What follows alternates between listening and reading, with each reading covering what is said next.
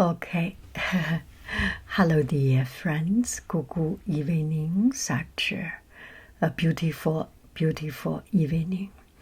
So we will continue the Greek story, a night story of Greek mythology. And this one is Perseus and Medusa. I remember some and forget some. Now let's do not get historical reference from my video, and my video a lot of time is made up, is read from other books, so take it easy. It's just for you to fall asleep. But if you are ancient historian, or people who study language, study culture, study history, archaeology, please, if you feel something I said wrong, correct me. I sincerely appreciate. It helps me to improve, and that's a little bit prologue, preface of my video. So Perseus and Medusa. Danae was a princess. D-A-N-A-E. Danae was a princess. Her father, Acrisius, Acrisius, Acrisius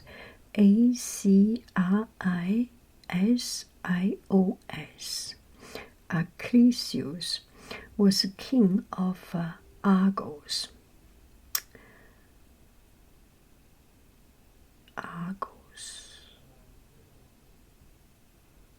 Argonauts. Is there any relationship? Jason the Argonauts. Yeah. And his worst fear was that she would have a son, because a prophetess had told him that any boy Danae had would kill him. This is coming back to the very core of Greek mythology. The son kills father, the son and father struggle, and a lot of modern theatrical work, all based on this kind of mythology principle. And so, for example, Kronos had a fight with his own father, and Zeus had a fight with Kronos, and now Danae's father does not want his daughter have a son, because there was a prophecy if the daughter has a son, then the daughter's son will kill the father, will kill the grandfather in that case.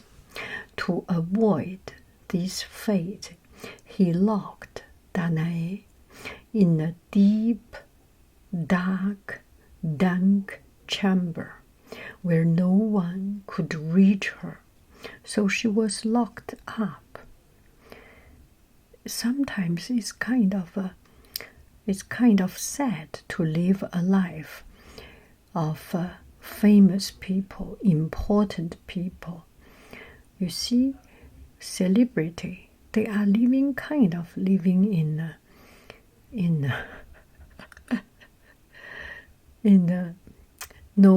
no freedom place, right? A lot of people who has big responsibility, who is famous, yeah. And so King Acrisius locked his daughter Danae in a deep, dark place. No one except a god could see her. And Zeus had fallen in love with Danae. Oh my goodness, again. Zeus had fallen in love with Danae, and he sneaked into her prison, disguised as a shower of golden rain. Danae was soon pregnant with his child. So Danae was inside, he could not get out, and Zeus fell in love. This time he did not change himself,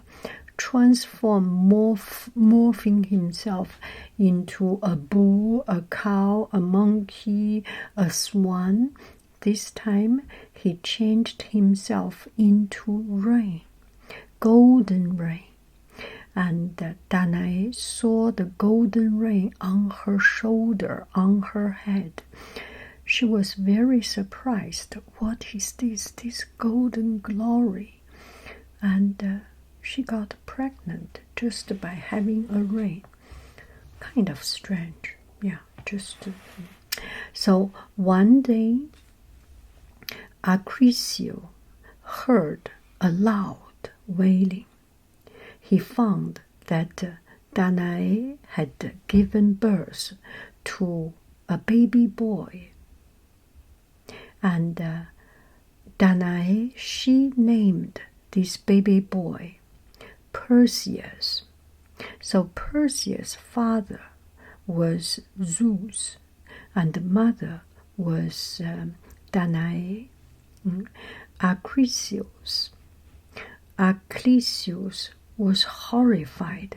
He locked his daughter and her children, that is his grandchildren, his grandson, in a heavy wooden chest, and threw the chest into the sea, hoping they would drown. So his father, the king Achilles, he did not want to have this cursing, and he wanted to stop it. But killing his own daughter, his own grandson, is still kind of hard for him to do.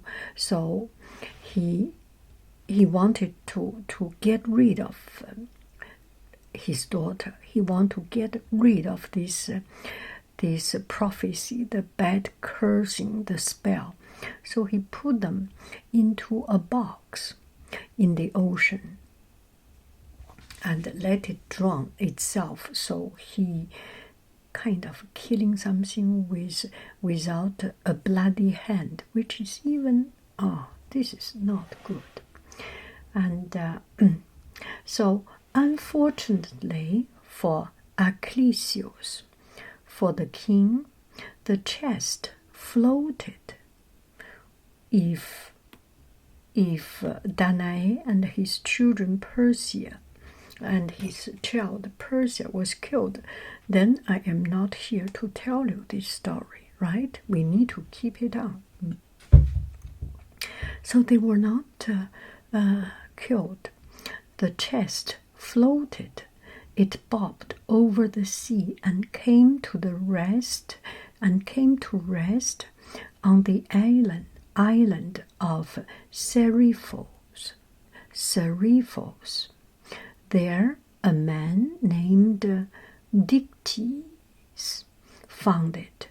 He unbolted the lid, and to his surprise he found Danae, and he found the little baby Perseus inside.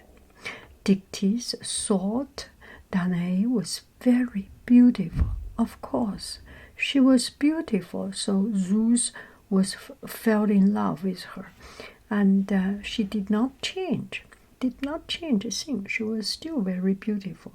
So the Dicty, the person in the ocean, found them in the island, in the found the chest, offered to marry her and raise her son as his own.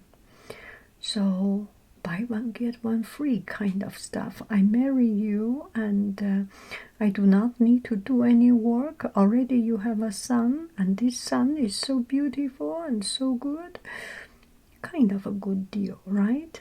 One day, years later, Dictys brought Danae to meet his brother Polydectes, the king of Seriphos. When they saw her, Polydectes also fell in love with Danae. Oh, now the problem may be not only Zeus' problem. You see, every man see Danae, they want to marry her. Kind of. So sometimes looking good, being pretty, being beautiful is a curse. Don't you think so? Sometimes it's just good to be ordinary, like you and I. So nobody give us trouble. We live a life undisturbed for a long time. The core or the rudimental principle about philosophy, about marriage is not looking too pretty. Don't you think so? I think so. You see the Hollywood, they marry, always marry. They marry for 1 year and they fight for divorce for 8 years. Ah, what is that life? So, Dictys' brother, Polydectes, that's so strange, their name. Dictys and Polydectes, many Dictys. Poly means many, right? And so Polydectes also fell in love with Danae. He wanted to steal her away from Dictys. Oh, that is a little bit small person. You marry, you fight with your brother and get your bride. But he wanted to steal her. But Perseus was a strong young man, already grown up. After these years of travel, they live together. So Polydectes decided to send Perseus on a dangerous mission in hope that he would not come back. Oh, so he wanted to marry Perseus' mother, and he cannot just kill or get rid of Perseus because he want to get to be with his mother, right?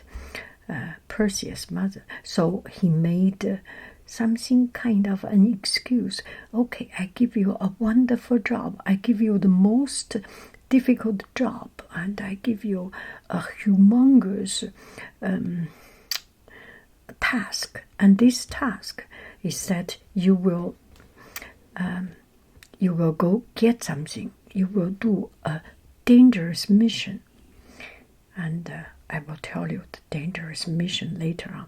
You will do this. If you finish this, you come back, and that will be good. But he was hoping that this job is so dangerous. This is such a dangerous task, almost more difficult than Hercules' task, 12 labor. So he thought, okay, he's not coming back. And so he told Perseus,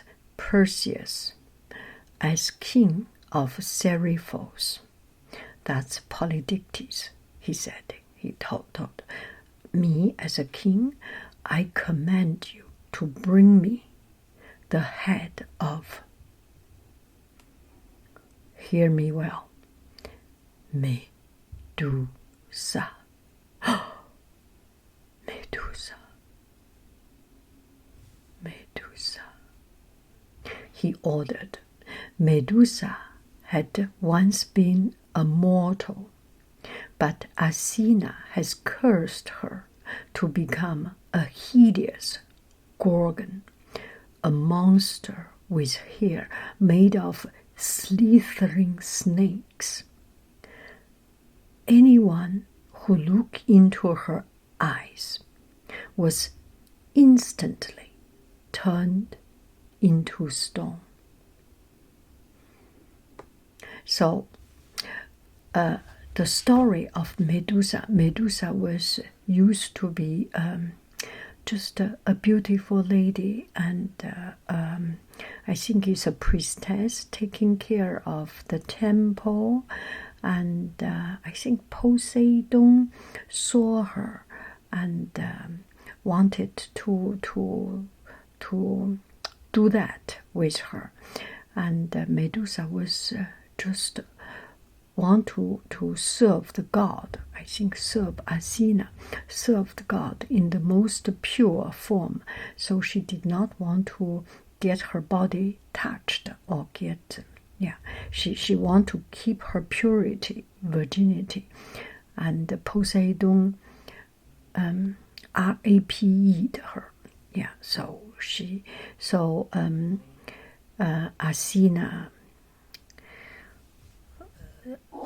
was treating her very, very bad, Medusa.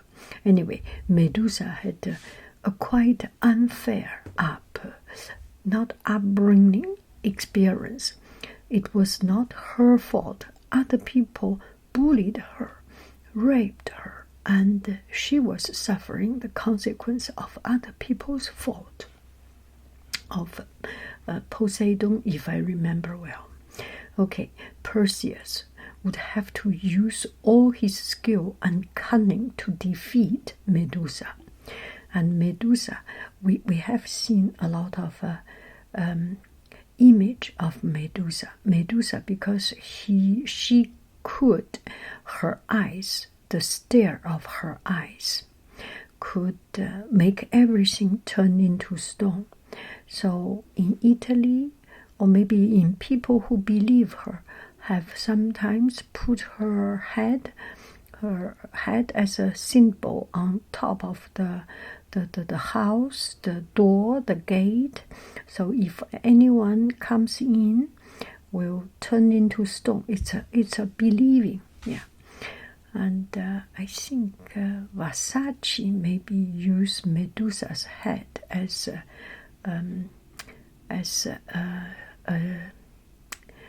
a logo. So Perseus had to use all his skills and cunnings to overcome this, because it's not an easy fight.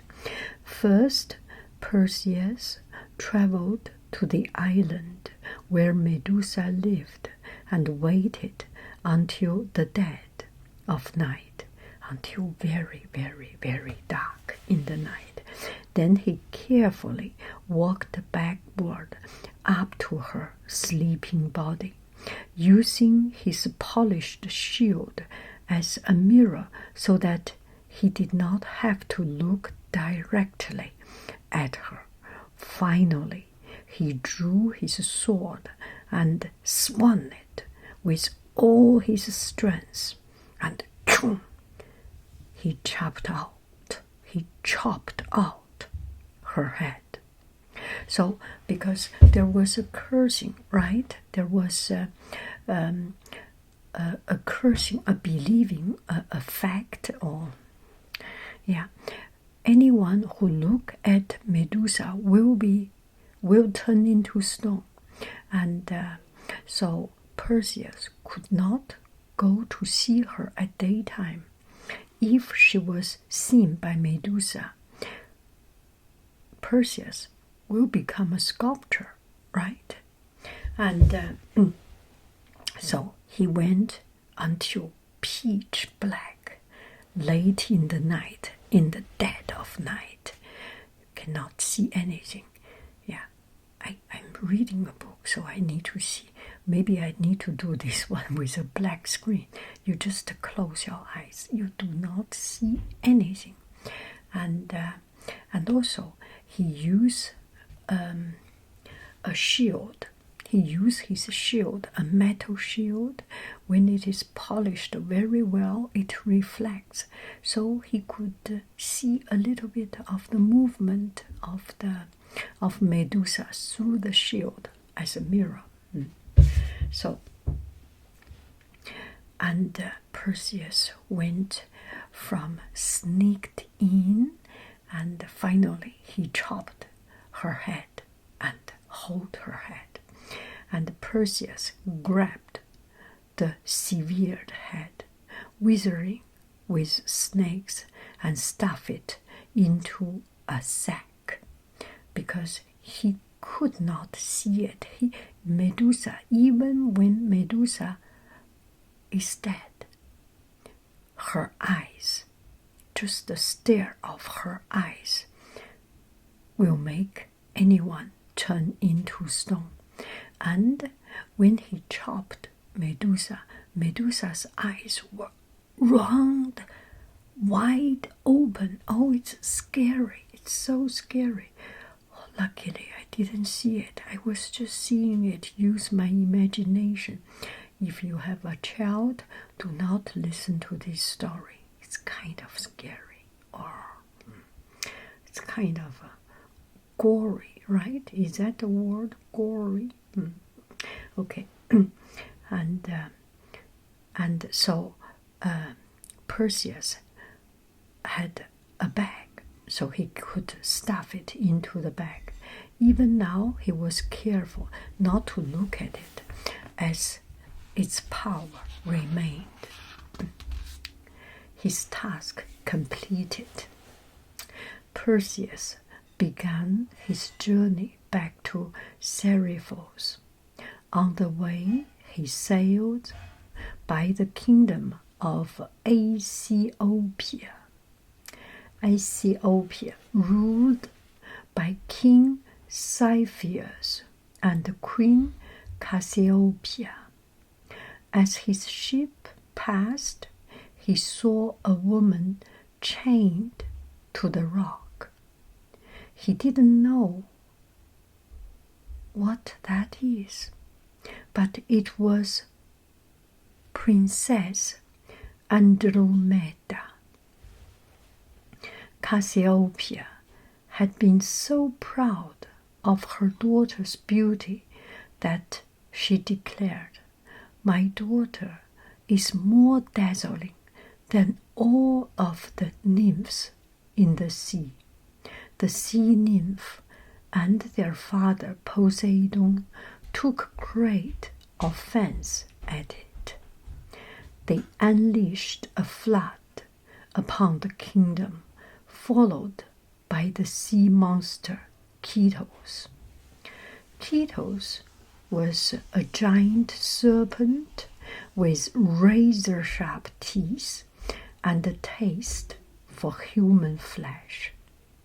Desperate to calm the gods, Cepheus had asked a priestess to help. Cepheus needed a priestess to help. The priestess told him, "You must sacrifice your daughter to Ketos." So Cepheus had chained Andromeda to the cliff and led her to die. What is this, Father? Right? Oh, that I cannot do, right? You have to sacrifice your daughter so that you can be relieved from the disaster, from damage. What is the point if I lose my daughter, right? That is so odd. As soon as Perseus saw Andromeda was a beautiful young lady, he fell deeply, deeply in love. Where is arrows? Phew, arrows must be somewhere, and shoot an arrow, right? Shoot an arrow on Andromeda. Oh no, not on Andromeda, on Perseus. So Perseus fell in love, deep in love. But at that moment, Ketos rose up from the waves and made straight to the princess. Perseus ran at the monster. He dodged and weaved as the slithering beast snapped at her. Slithering beast snapped at him. He dodged and weaved as the slithering beast snapped at him, and he plunged his blade into the monster's head. With Ketos dead, Perseus rushed to free Andromeda. So Perseus conquered the first task, which is to kill Medusa. And now there is a sea monster Ketos. So he had to fight with the sea monster Ketos, and he fought and he won the fight with Ketos, the sea monster. Can you imagine how it looks? Maybe with scale, with fins and big sharp teeth. Yeah. So he killed this also. Cepheus was eternally grateful to Perseus. He gave his blessing to Andromeda and Perseus to be married. So this time Baba was happy. Yeah. And together they left for Seriphos. Upon their arrival, however, they found Danae and Dictys hiding in a temple. Polydictys had gathered a group of men and was attempting to capture Danae. So Perseus got married because he did a great job. He saved a beautiful lady, and then he married with this beautiful lady, and with this beautiful lady and also his father, right? They went to Seriphos and come back home. He found his mom and dad was hiding, not his dad, stepdad, Dicty, his mom and mom's husband, was hiding in the temple because his mom's husband's brother, so that's his uncle. Yeah, Polydictys is kind of his step uncle, because his step uncle is trying to capture Danae. Yeah, Perseus was filled with rage. How can you do this to my mom? He confronted the mob and took Medusa's head from his sack. Holding it by the still wriggling snakes, he turned its glare on Polydectes. As soon as Polydectes saw the gruesome face, the Medusa face, he turned to stone. Pew. He's dead. He's not movable. He's immovable because he became a stone. Now that Polydectes was dead, Dictys and Danae became king and queen. Perseus' fame spread, and Acrisius learned that his grandson had survived. In fear, Acrisius moved far away to Sicily. However, Perseus was set to compete in the athletic game there. When Perseus threw the discus in one event, it veered into the crowd and stuck Achilles from behind, causing him to fall down dead. Prophecy always found a way of becoming true. And he did not even intentionally. Perseus just went to Olympic game, went to a game, and in ancient Greek, there were a lot of physical PE class, not PE class. It's so much about physical, about power, about strength. So they do a lot of games, and you go to you travel to Greek, you see theater, you see a lot of places have this competition place. They fight for throwing disc, fight for javelin, fight for for the high jump, a lot of this. So even though. So he went there and he threw a disc, and the disc hit his grandfather from behind, and his grandfather died. I think it's not too bad. His grandfather didn't suffer too much. I think history is kind of kind, soft in this part. Imagine he had a fight with grandfather. Anyway, I am not making up too much about history, and that's what we are seeing today, we are reading today. So it's a prophecy that his grandson will kill him, and eventually that was Greek mythologically true. Thank you very, very much.